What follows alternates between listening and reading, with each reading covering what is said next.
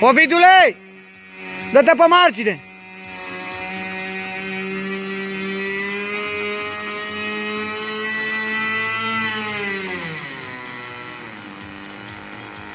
Memorialul Henri Coandă.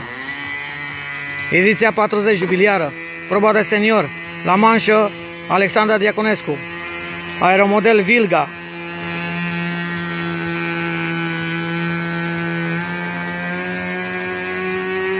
Face rulajul ca avionul adevărat.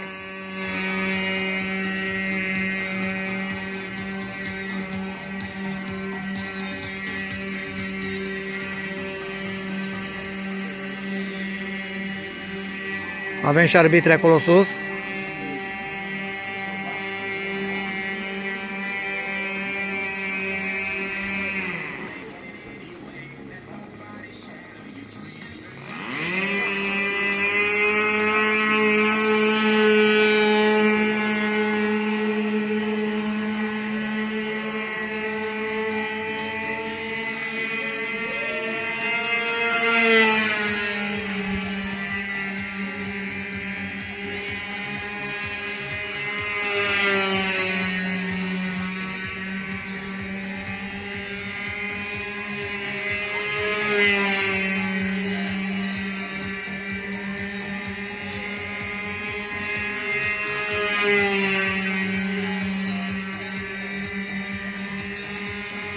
Avionul trebuie să facă, să vă spun de fapt cum are loc această probă.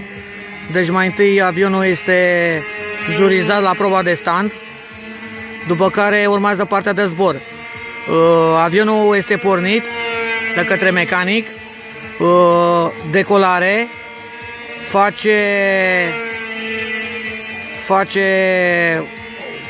partea de rulaj, după care 10 ture la orizontală, face zbor la 45 de grade, 3 ture. Acum este un nob leneș, cum se zice în termenii noștri, un aeromodelist. Pilotul trebuie să ridice mâna la fiecare set de figuri acrobatice sau figuri la machete. Această clasă se numește machete captive zburătoare. Sunt copii fidele avionelor reale.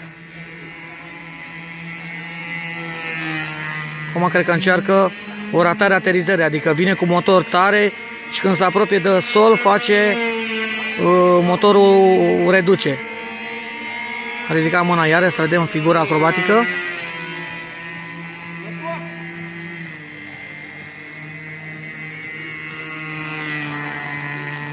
Atinge și pleacă, atinge de câteva ori roțile, după care se ridică iar în zbor.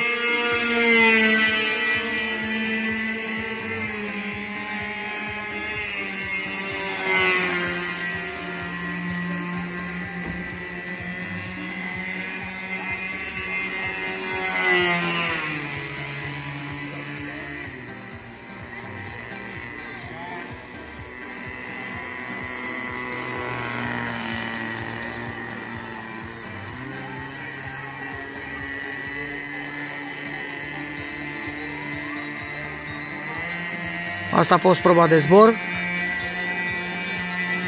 Avionul ajunge aproape de mecanic, după care trebuie să-l oprească. Bravo!